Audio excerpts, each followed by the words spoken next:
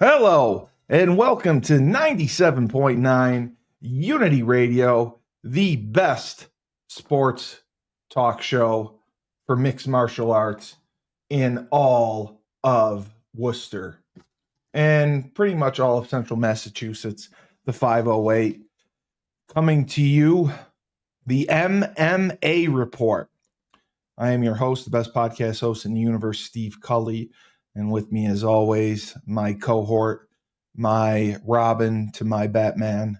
All he does is he didn't like that comment. Dude, it was Batman. It's me. I know you're Batman. I know. Dave thinks you're Batman too. So, all he does, he trains and he teaches class, and then he beats ass. He just beats it. He just pounds it into the ground.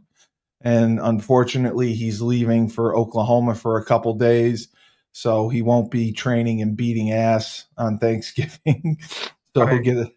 I have a spy train at Oklahoma, mostly just jiu-jitsu. But Okay. shout out to Bible Jiu-Jitsu in Eufaula, Oklahoma. I will see you guys next week, and we will beat each other up and choke each other. It's gonna be beautiful. That's great. You're gonna beat each other up and choke each other. That's the good relationship that you have. Steve, we are in the joint destruction and suffocation business. That's true. No, I agree. I agree wholeheartedly. The joint destruction and suffocation business. Yeah, you're right. American Jiu-Jitsu coming soon. Okay. So we have a big weekend for the PFL. The finals were announced kind of abruptly, but they were announced, and it's happening this weekend. So the season will officially come to an end. But the big news coming out of, I guess, UFC and MMA. What? The MMA world. The MMA world, okay. The big news coming out of the MMA world is the Irish civil jury finds Conor McGregor liable for sexual assault. I should not be laughing, but so a jury ruled in favor of a woman who accused McGregor of sexually assaulting her in a hotel room in December of 2018. Yeah. So that's interesting because of the statute of limitations. That's quite a long time. So, Steve, we touched on this a little bit pre-show, but neither you nor I have to have my cohort, Tom the Tank Egan, the first Irishman to ever fight in the UFC, even before Conor McGregor, have him come on and explain to us these funky laws and courts in Ireland. In Ireland. I agree. I agree. They don't have freedom of speech. They don't have they don't. They don't have freedom of speech the way we do. Okay. In London, talking about the no bail and people getting jailed for social media posts. It is wild now. So I don't know what the burden of proof or what the benchmarks are as far as civil versus criminal, as well as what the guidelines are for sentencing and conviction. Okay, so the good part is if you're convicted civilly, you don't go to jail. It's not criminal. When you go to civil court, it's all about money. So basically he was sued for money, and he's going to have to pay this woman 248,000 euros, or around $257,000. That was the award. The jury had down bad against the dollar now. Which I was shocked at too, because I remember when you and I played in NFL Europe, the euro was way more expensive, worth more than the dollar. Euro's like 170 to like 187. Yeah. 1 euro, like it was like 187 US. Man. Yeah, now it's down. Yeah. But Okay, so the jury deliberated on this case since last Thursday. okay. McGregor denied the accusations. He said he had consensual sex with the accuser. Yeah. But see, the thing that gets me is he's not facing any criminal charges from Yeah. the incident. So if it had been as violent and as bad as she had said that it was, I would think that they would charge him criminally for something. So that's what confuses me. This tells you a couple things. I know if certain people see what I got to say, podcast, after my rate, text, calls later, but I don't care because there's a burden of proof. Like, you and I don't know what the burden of proof is for both an Irish criminal court, a UK criminal court, a UK civil court, and Irish civil court. The standards are going to be different. When that being said, I've, done I would say not a really deep dive, but I've gone through a lot of the press, a lot of when I say the press, the evidence that was actually presented.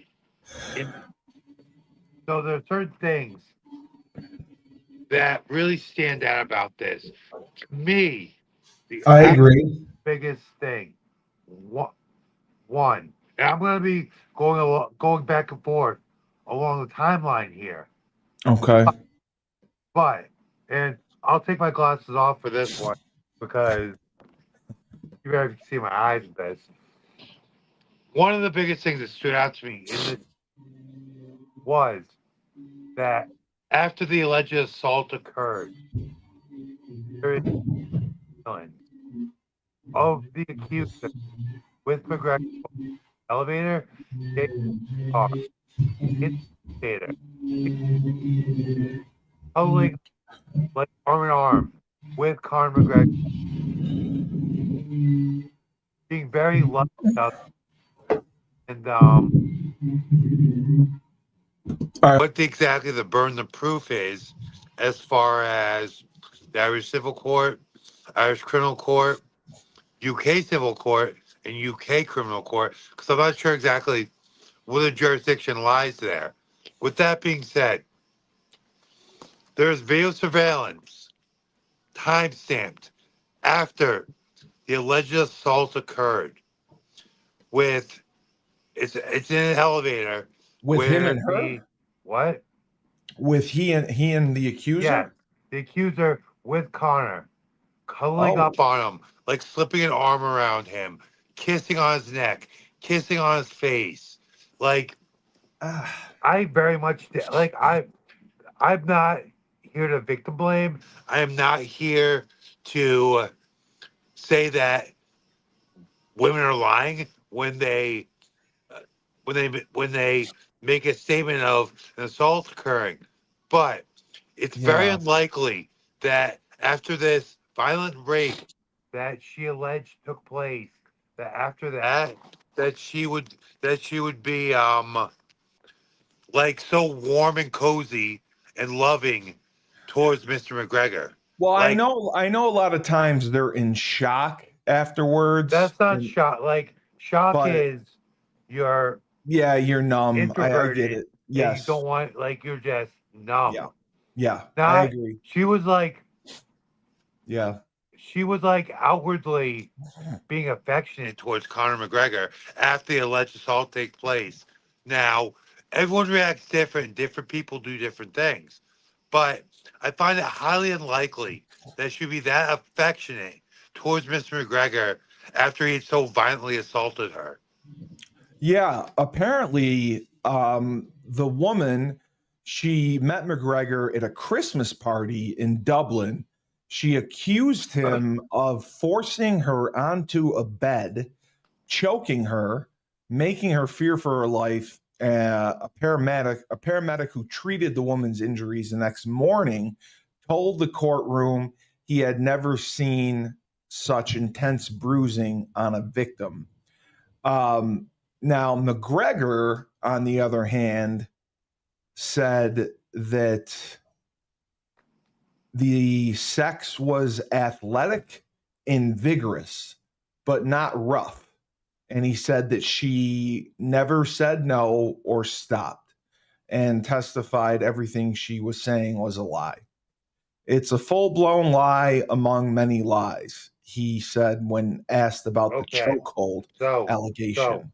So, there's a couple of things there. One, if Conor wanted to assault her and wanted to choke her, she would have been conscious for more than 30 seconds. Like that's yes, yeah. I'm sorry, but I know we talk shit about Conor's grappling. Conor's a black belt in Brazilian Jiu-Jitsu under his coach, not Owen Roddy. I can't remember Conor's coach's name right now. John Hathaway. So there's a black belt under John Hathaway.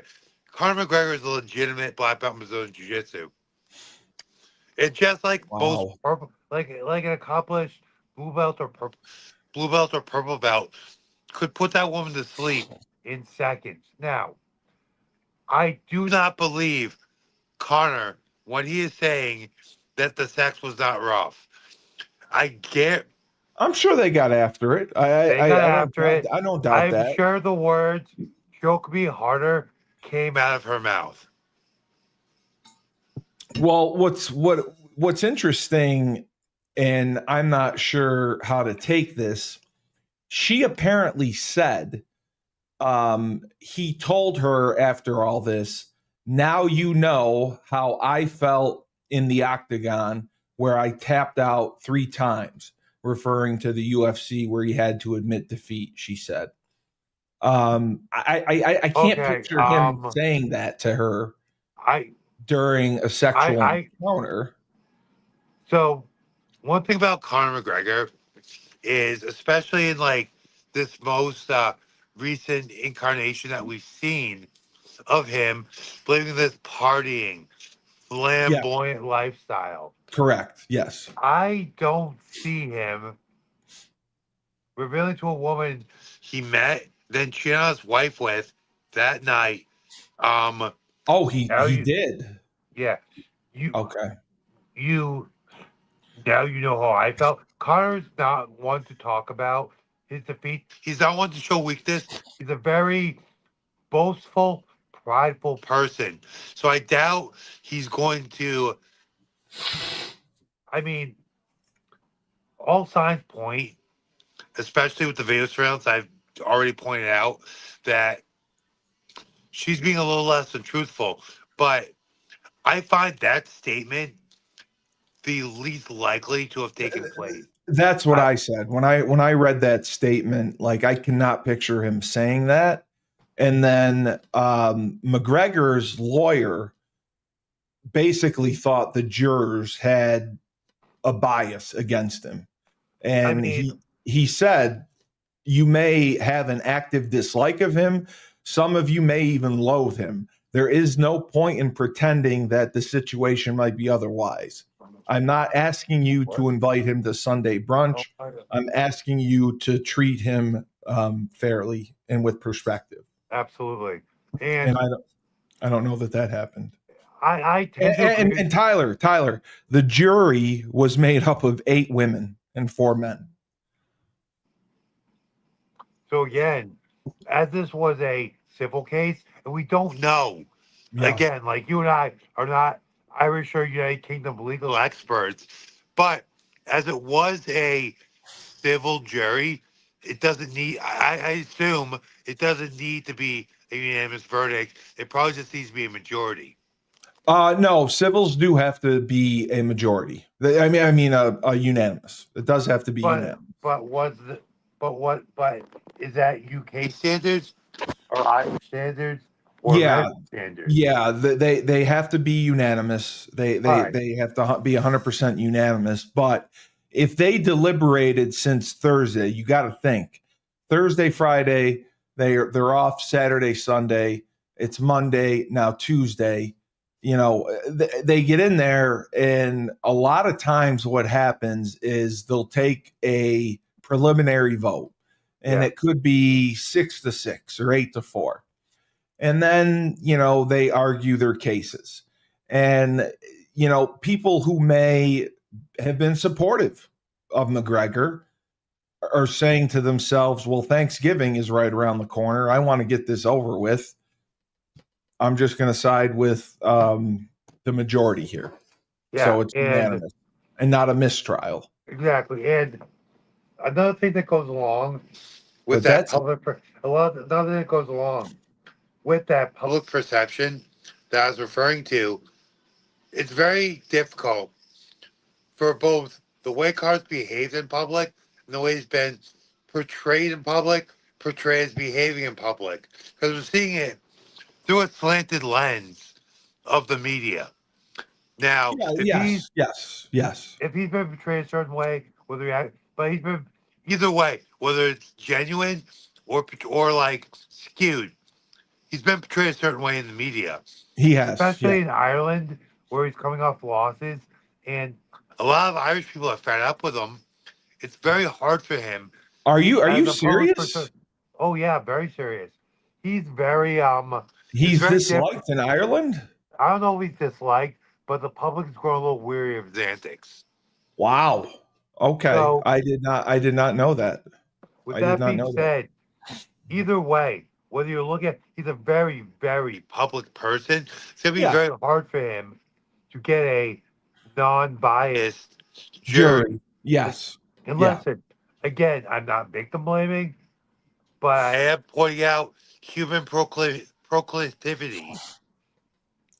Tyler, did you actually see the video of the elevator exchange? Yes. Oh, so you saw it? Yes. So you could actually clearly see her put her arm around him, and they embraced. No, like he's kind of against the wall, standing in the and she slides her arm around the small of his back, hugs up on him, kissing on his neck, things like that, dude. Oh, she showed no signs of distress or anything. Exactly. Open distress. No, she did. She post. That's interesting. Post coitus, post alleged assault, she showed no signs of anger, fear, shock. Wow. She seemed very easygoing. Well, and I don't think she went to the police either, which also doesn't make sense to me. If you just got sexually assaulted and violently choked, and you didn't go to the police, I mean, maybe I don't know the whole story if she went to the hospital. No, Steve, that's fair.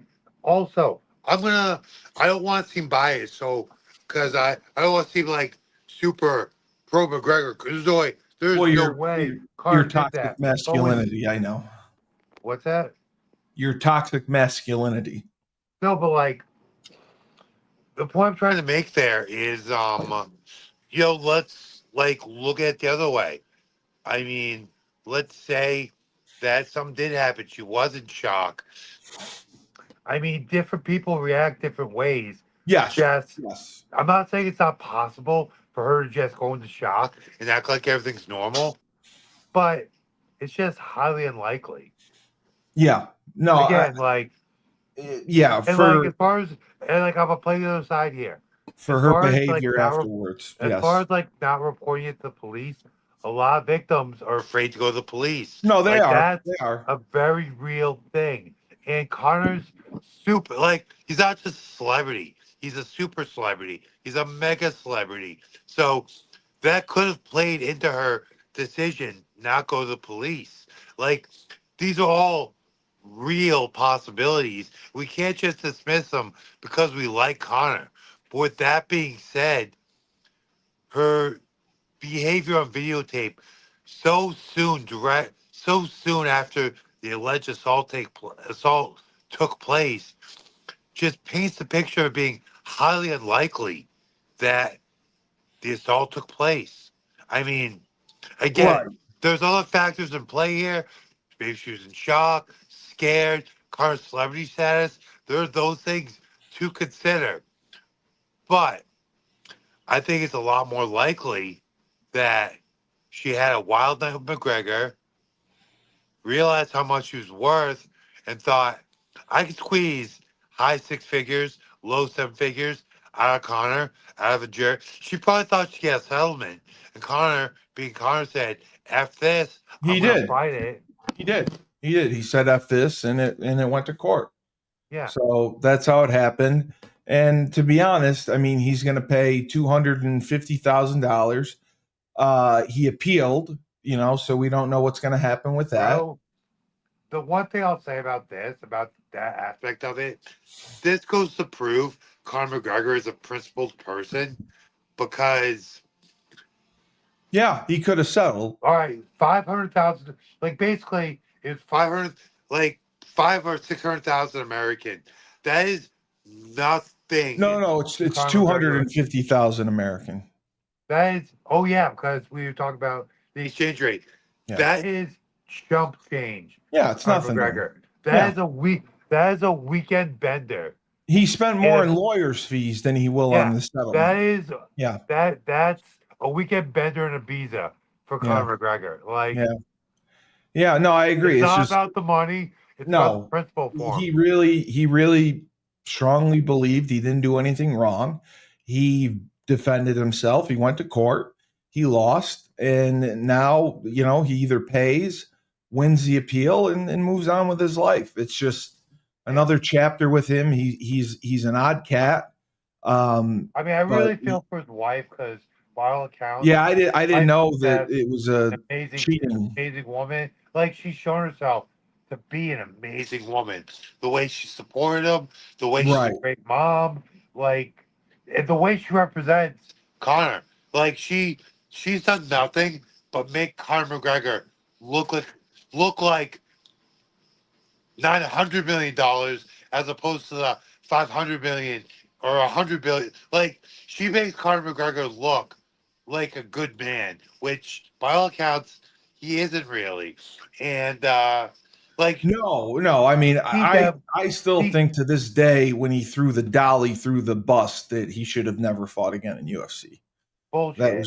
That was dude, I'm telling you. Ray Rice punched his wife and never played in the NFL again. Listen.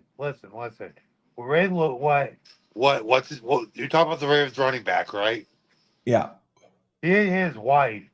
No, actually he did. I think it was his girlfriend. He also they got married after. He slammed her onto a bed of guns. What was his name again? It was Ray Rice. It was in an elevator at a casino. He smacked the crap out of her. Ray Rice is, my opinion, the biggest piece of shit ever in professional sports. Really? Wow. So you think Ray Rice deserved the death penalty? Yes, I do. And he never took never carried in the NFL. The crime was absolutely horrific. He got everything he deserved. F. Ray Rice. Ray Rice is a garbage human being that went to a garbage college that deserved to to throw that in there. Deserved to be blacklisted from life. Like F. Ray Rice. Okay. Listen, I didn't know you felt that strongly about Ray Rice, but okay. Conor McGregor. A chokehold. A chokehold. What? A chokehold isn't worse than a slap. I mean, he did. A chokehold can kill you. I don't think a slap. Ray Rice did slap a woman. He beat the ass. He beat the shit out of her. No. He slapped her once. He did more than that. Did you? I think he picked her up afterwards. But shut up, dude. Have you seen? No, shut up. I've seen the elevator video. Yes. Have you seen the crime scene photos? He beat the ass out of her, and he picked her up and slammed her onto a bed covered in guns. No, Ray no, no, Rice no, no. You're did- not thinking. That's not him. He Not didn't. to mention the overhand right. It He wasn't a didn't slam slap. her onto a bed of guns. He slapped her in an elevator at a casino. No, see, he did not. Okay, I was actually no. What I was thinking of, the bed of guns was actually Greg Hardy. So Greg Hardy. Yes, yes. I said Greg correctly. Hardy did. Yes. Ray Rice did just slap her. He threw a from hell overhand right. Well, It it wasn't a fist. floored her. Listen, Then I'm not defending unconscious him. body. I'm not defending. Yes, Dragged he her did. unconscious body He out of the did. Yes. elevator back Yes. to the room. He That did. was He did. that Yes. was an ungodly punch. But F. Ray Rice, F. Greg Hardy, those guys are the biggest pieces of shit to ever play in the NFL. I agree with you, but my point is, if Ray Rice did that, Greg Hardy did that. Greg Hardy got a second chance. No, he Conor didn't. McGregor. I mean, Greg Hardy didn't play the NFL again. He fought he got picked up by the Cowboys. After he got cut, he played 1 year with the Cowboys. Yeah. He was with the Panthers actually. Yes, and the Panthers cut him when that happened. The Cowboys took a flyer on him for a year. That was it. They cut him, and then he went into MMA. But he got a second chance. McGregor has done a lot of things, and UFC still takes him back. Like, I think if you fighting is a dirty business. Number one, it is. Number two, this is a civil matter. This was never a criminal matter. It wasn't. And lack of physical evidence and hearsay, as well as a civil jury, not a criminal jury. And that doesn't make a difference. It's all hearsay. Like, yeah, it is. He said, she said. I am not victim blaming. Yeah. But her story doesn't hold a lot of water. All right. So we are going to transition now to the PFL Fight Championships. This is the end of the season. It is November 29th in Saudi Arabia. And boy, is it a stacked card. And what's interesting to me is they're starting with the heavyweight championship. The PFL heavyweight championship is the first bout of the night. And this is our guy, Denis Goltsov. He was 3-0 this year. He's 35-8 overall. He is the Russian Bogatar. He's 34, 6'5", 247. And he has been 3-0, 3-1. He lost last year's championship, 2-0, 2-1, and 3-1. And he's performed very well in the PFL. And then Oleg Popov, he's the guy that is 19-1, and he's 3-0 on the year. He's 6'1", 247. This was his first year in the PFL, and he went 3-0. What do you see in this fight? Because they're both Russians. I just think Goltsov with his size. Like over the week, I didn't do exactly a deep dive, but like one of the things we we have at the facility here at UFC gym in Boston, we have continuously big screen TV up front. We're always playing fight clips, like all sorts of jiu-jitsu and MMA fight clips. So I was just doing some marketing, doing some sales, and I said, I'm going to have in the background, I'm going to do a PFL deep dive. So I put the PFL, there's a channel on YouTube that just plays all the old PFL fights. There's one from the season. So obviously I put it on, and I was looking for Goltsov and Popov. I watched most of the season too as well. Yes.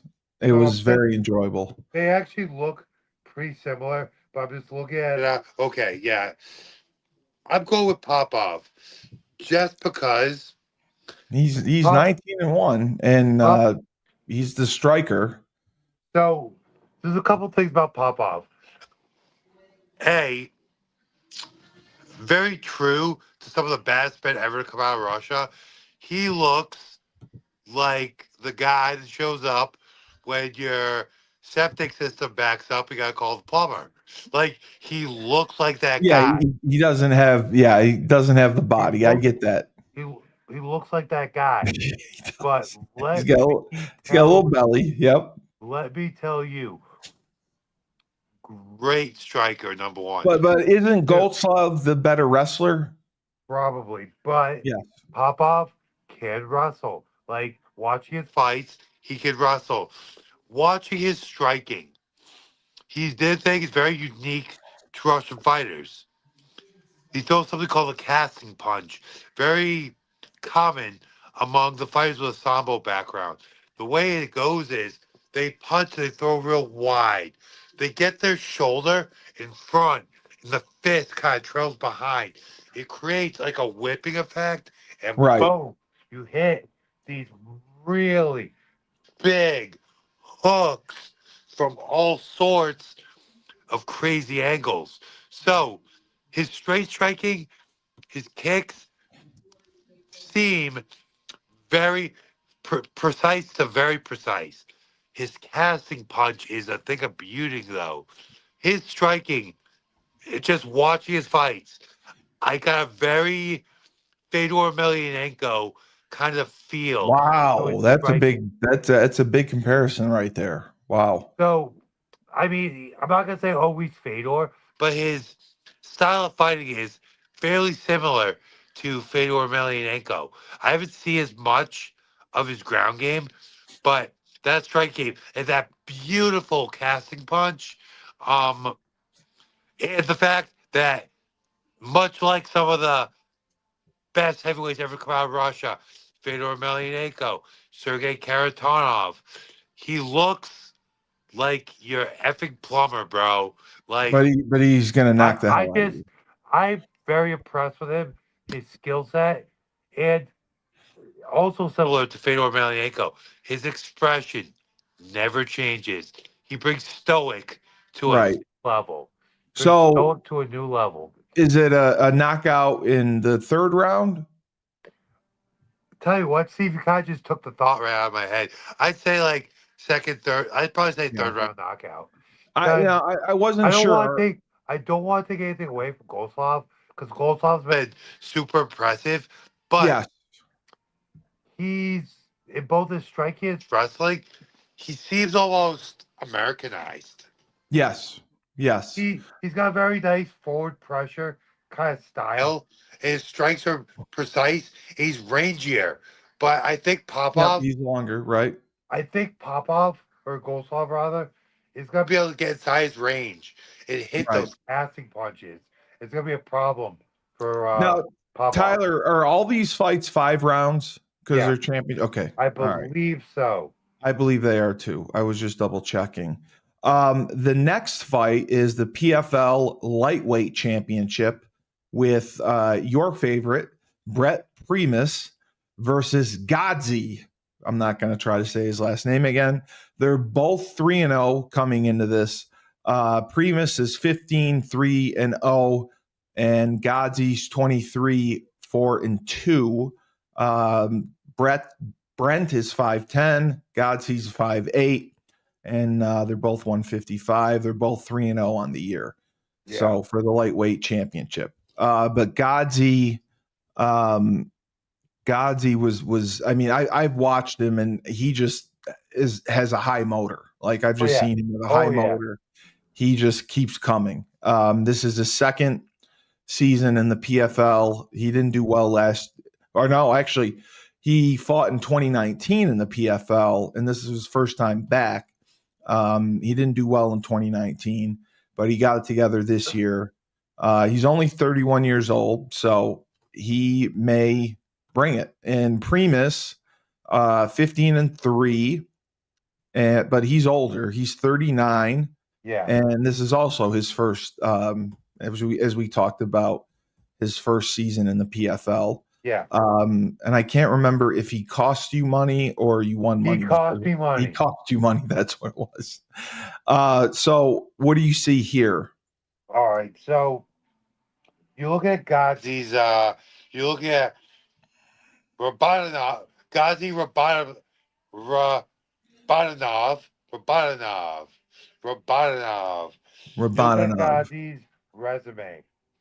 Former lightweight in Eagle Fight Championships, Khabib's promotion. He won a gold medal in the Oh, 2015 MMA World Championships, which I remember this. It was basically just like amateur MMA fights, the best amateurs from around the world. So there's that. Also, Master of Sport in mixed martial arts in Prague. I He just love his was energy. was a bronze medalist in the World Combat Sambo Championships. Wow. Very pretty solid resume. No, I agree. 31 years old from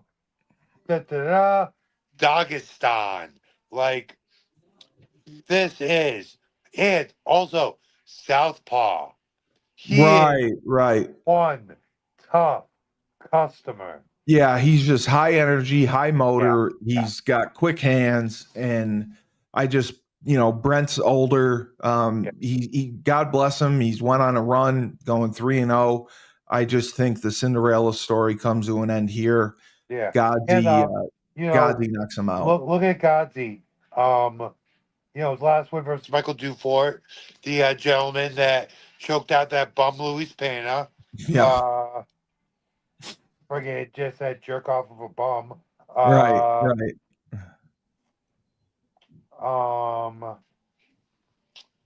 So the one thing that I think is a bit of an X factor here. Well, there's two things that really stand out to me. One, Brent Primus has had a much tougher strength of schedule. He's fought much tougher To get opponents. here. Yes. Like Michael Dufort is the biggest name that Godzi's beaten. Well, I take that. Well, he beat Bobby Green back in the day. Back in 2022, he beat Bobby Green. Bobby Green's a bad man. But Right. again, he beat Steven Seiler. He also beat Steven Seiler in 2019. Those are his biggest wins. Right. Brent Primus, hasn't fought really tough opponents. Brent Primus, though, his run last 5 years in Bellator, he's fought a who's who in the lightweight division. Yes. He's fought, I believe, Eddie Alvarez. He's fought the Underground King. What's his name? The guy that Conor beat for the lightweight, Eddie Alvarez. He's fought his last fight. Yeah, what's the guy he beat his last fight? Michael Chandler. He had wars. Yeah, that's Michael right. Chandler. He did. So I think I tend to lean towards Ghazi to Rabanov, but the one thing that really stands out to me is the strength schedule, where Brent Primus has fought who's who of in the fighters season. of Correct. the top fighters of the world that weren't in the UFC, guys who are top 5, top 10 in the UFC now. Right. And another X factor, Brent Primus is a mutant to be competing at the level he is At his age, 39 years old. I mean, some of it's probably drugs, but a lot of it's talent and genetics. So I'm still predicting Godzi. Are you still going with Godzi? No, I'll go with Brent Primus. Really? Yeah, I'll go with Brent Primus on this one. All right. You're going with Brent Primus. Is it a knockout decision? I would. If Primus wins, I think it'll be a decision. Either a late knockout or a decision. Okay. The PFL Welterweight Championship. This is going to be a barn burner. Shamil Musav, 19-0. He is the silent assassin. He has been fun to watch all season. Out of Russia. He's only 30 years old. This is his first year in the PFL. He went 3-0. And he is fighting against Magomed Yumalatov, who is 17-0. And he's the prince. this could be the fight of the night. Right? Two undefeated guys. Yeah. Two undefeated guys. He's from Russia, but he's fighting out of Coconut Creek, Florida, whereas Shamil is fighting from out of Russia.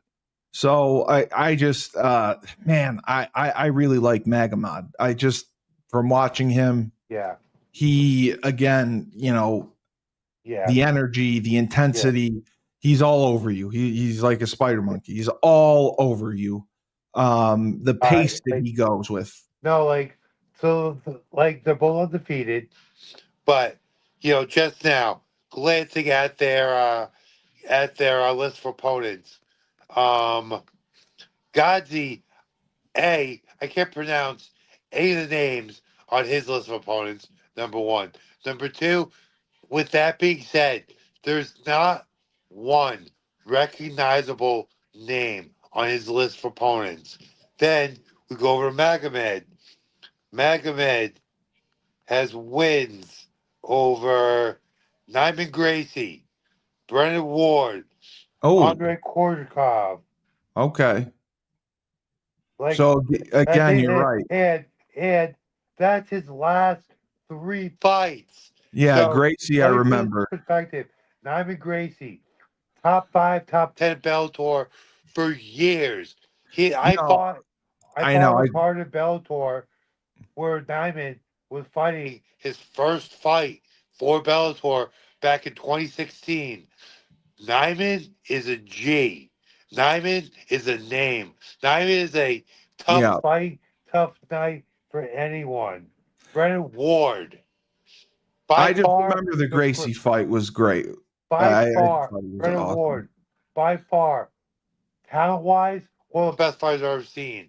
Intensity-wise, one of the best fighters I've ever seen. One of the top fighters to ever come out of New England, and possibly the top fighter to ever come out of Connecticut. Stud. Yeah. Stud. Yeah. Stud. Yeah. So Andre Korzakov, former Bellator middleweight champion, Bellator season winner, Russian, just an absolute nightmare of a fighter, and that is Magomed's last 3 fights. It's not even a question. Magomed, knockout, first 2 rounds. I'm with you on that. I like Magomed as well. Yeah. I like Magomed as well. All right. The next fight is the light heavyweight championship. Our boy Impa versus the other guy whose name I can't say. Dovlejian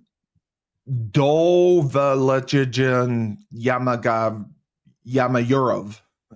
He's 24-7. He's the Wolfhound. And he is 3-0 on the year, 24-7 overall. And Impa, who I was very impressed with, he's 18-4. And he was 3-0 this season. He is 30 years old. And this is his second season in PFL. He's 6-0. He's undefeated in PFL. 18-4 overall, fighting out of Fort Lauderdale. Impa, I just, again, the pacing, the stamina, the endurance that he has, I think just overwhelms the guy from Ukraine. Like, Steve, usually I can feel the name out and figure it out, but I got nothing here. Dovletdazan. So I think that's pronounced Yagshamorov. Yagshamorov. I got it. Dovletzan. Yagshamorov. Okay. Dovletzan. Yagshamuradov. Okay. Yagshamuradov. Okay. But again, I like Impa. I think Impa's a future star. I've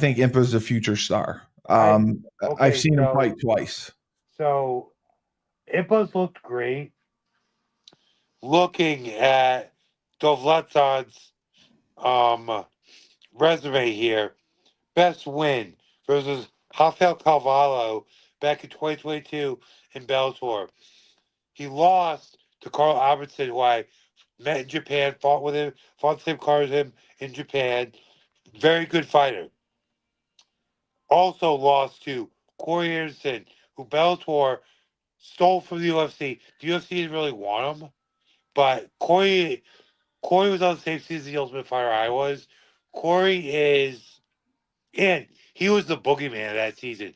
No one could beat Corey. Corey is an absolute animal, Jersey boy. So, I mean, listen to him talk is like nails on a chalkboard, and like I don't want to talk ass about him because he is a superlative fighter, a bad MFer, but bro, you could present better on so many levels. And like honestly, I'm not gonna talk shit because A, my shit talking is brutal, and B, I don't want him bad me trying to like I ever come across him and I'm in the media or if I fight like I just don't want to be on his bad side because that man can fight at a masterful level. PR, um, his like it factor -17. Like he can't really. He speaks crappy. He talks crappy. His lifestyle, while he's a good man, lives a clean life, but let's just say several quality of things could be higher in his life if you know what I Okay. mean. But Okay. but like good man, amazing fighter, got himself paid. He won the game of life. He won the game of life in mixed martial arts. He did it. He's like all this kind of. I'm not even talking shit. I'm low key talking shit, but like that. He's amazing. Um, All right. So going back here, where I was going with that. Datslav's like strength schedule is higher, but yes. it's just he's fought tougher opponents. But man, like what you're saying about Impa, like what you're saying about Impa is very true. And Impa undefeated? He's undefeated in the PFL. Okay, This okay. was his first Impa is season. just like 2 seasons in well, the PFL. He's 6-0. I think like in the season, like the opponents, like it's a higher quality of opponent that people perceive because it's just most cases there's a lack of name brand recognition Sure. as Of far as course. players go, but I think Impa's just Impa looked wins. Impa, yeah, I do too. Impa's just looked really good in this tournament, Yes. and I feel like as a fighter, Impa's just really hitting his stride. He is. He's young. He's 30. He's in his prime. I Yeah, love his pacing. I love his endurance. I think, he could end up winning by decision. I don't know that he'll be able to get a finish here, but I definitely think that he comes out victorious. I agree. I agree. Okay. So the other fight of the night that we are looking forward to, this is gonna be a barn burner, another good one. Dakota Decheva Hot versus girl. Talia Santos. And we've been waiting for this one. Dakota is a future star for the PFL. She's only 26 years old, 5'8", 125. She's 3-0 on the year. So it's going to be interesting to see. And Talia, I believe, yeah, she's also 3-0. She's had some tough battles. She's 31. So I mean, you're really seeing some young talent Yeah. in the PFL. She's So, Brazilian, yeah. and she's 5'6", She and was she's a 23, she 22 she and 3 overall. she was like one of the PFL's big free agent signings when Yes. they signed her away from the UFC. Yes. But I mean, you don't typically like the English fighters, from what I know. Yeah, you're right, but Dakota's just different. I know. I like Dakota too. I think Dakota Dakota is a different breed. So, like, first thing I'll say is we'll talk about the main event in a bit, but I feel like this fight should have been the main event. It very easily could have been. It very easily could have been. I don't particularly like who they chose for the main event. Well, we'll get into that later. I don't know why they went with the featherweight, but I know why they did it. We'll get to that later. Okay. We'll circle back there, but Dakota Cheva, it factor for days, and the fighting chops to go with it. Okay. She's beautiful. She's compelling. Yes. She's polarizing. I agree. I would say she's polarizing. She's just inviting. Like, people love her. They do. They do love her. Yes, she does. Love her. She is, dude. She got great personality. She speaks her mind. She's extremely articulate. She's beautiful, and god damn, and like going with it. Her brother's her trainer. She's like both hot, and she's got a wholesome aspect to her. Yes, she looks like the girl next door. I agree with you. God damn, that lady, that woman, she can fight her ass off. Yes. She's torn. She's torn through everyone. Amazing. She's torn through everyone. So, like, she's good at jiu-jitsu, but like, she just uses get up. She's such a superlative striker. I forget the name of her last opponent, but her last opponent looked lost in there. Like, Dakota was just picking apart. The striking is she fought Bishop. She fought Bishop, who you like. You liked Melissa Bishop, I think her name was. You liked her.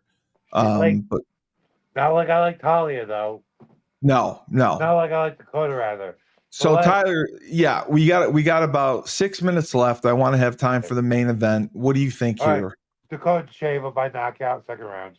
I think Dakota Cheva as well. I think she just overwhelms Talia, and it's going to be the one thing I will say. It's going to be quick work. I don't think it's going to go the distance. I will. That's my official prediction, but I will say I will not be surprised if this fight goes the distance.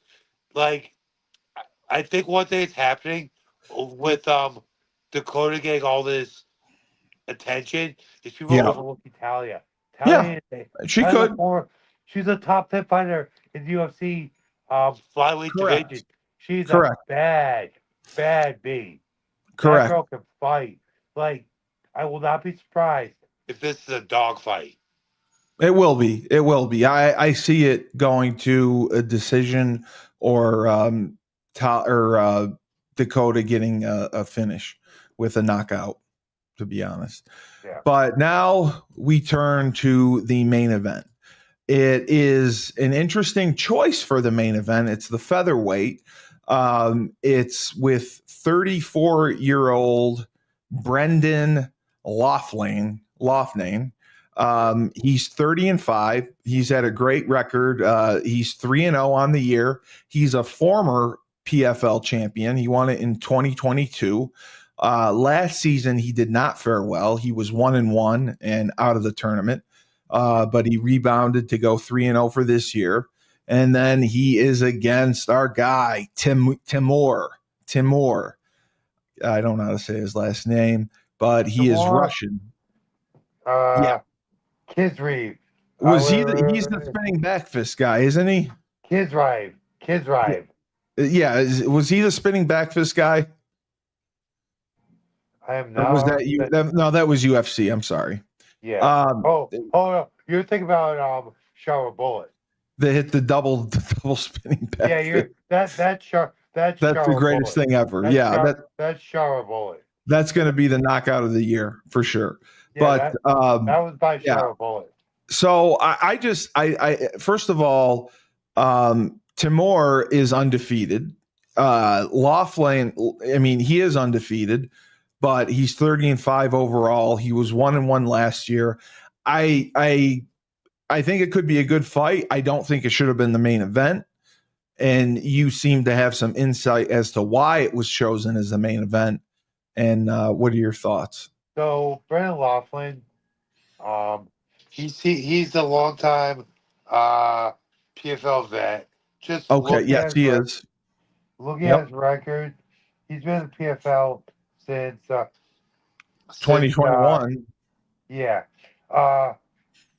He's a alum of the Ultimate Fighter, an alum of Dana White's Contender Series. He's one of the guys. He's one of the guys that he's been around the block. He won his fight on Dana White's Contender Series and didn't get a contract. So he won on Contender Series and didn't get a contract. Has that happened before? Oh yeah. Oh, that happens all the time. It does? Well, he won by decision on Dana White's Contender Series. I don't know how the fight went, but he's one of those guys that's been with PFL forever. He's built his name up in the PFL. He's a PFL guy. Also, yeah. He's British. Yeah, but you don't like the British. They love marketing the British fighters. They do. They have a lot of them. Like, they have a lot of them. He's just like, he's almost a homegrown PFL guy. He is. He's a homegrown talent. I agree. And he's British, so that's a big reason why the PFL is put him in the main event. And like, Dakota's still young. I think they kind of have the feeling that they're just not sure if Dakota can carry all that right now. She's young. When you're the main event, you have to hype a fight. I agree. I agree with that. Yes. I personally think they should have rolled the dice and let Dakota headline. I wouldn't have let Dakota headline. I would have gone with Musav and Umalatov because they're both undefeated. Definitely not. Definitely not. Okay. They have no brand or name recognition. Dakota, on the other hand, has the potential to be a giant star. And when you look at Laughlin, while he's been a PFL guy, good-looking dude, not a whole lot of personality, but he's British, so he wins, he talks. Girls will be like, "Aw," but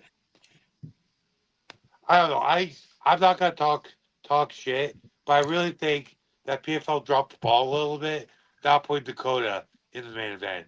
All right, so give us your pick here. For Dakota? No, we already picked Dakota. For Timur, for the main event, Laughlin and Timur. That is Timur is 17-0. Laughlin is 30-5. And Laughlin was the 2022 PFL champion. Like biggest name now you know what? Let's go Laughlin. Higher level of competition. Wow. Okay. Well, for the featherweight championship. Okay. Let me put it in perspective. You got 2 minutes. 3-0 in the season. Win over Pedro Carvalho. Yep. Going back. Wins over Marlon Moraes. Win over Bubba Jenkins. Win over Chris Wade. Like he's got close loss to Pat Healy. Like his losses aren't bad. He's got bigger wins. Okay. I'm going Laughlin. All right. I'm going with Timur. I just think he's going to knock the crap out of Laughlin, and I don't like the English. So. But Tyler, another excellent show. I wish you safe travels to Oklahoma. Thank you. Yeah, safe travels. We'll do a recap show sometime next week. I look forward to that. Again, my co-host, Tyler King, my Robin to my Batman. No, the Batman to you, Robin. I know. All he does, he trains, he teaches class, and he just pounds that ass. He's either beating it or pounding it. That's all he does. I am the best podcast radio host in the universe, Steve Cully. This has been on 97.9 Unity Radio, the MMA report. Remember, when life gives you lemons, don't make lemonade. Take 2 oranges and throw them back at life. Crown Sports Entertainment, right? Take Crown Sports cinema.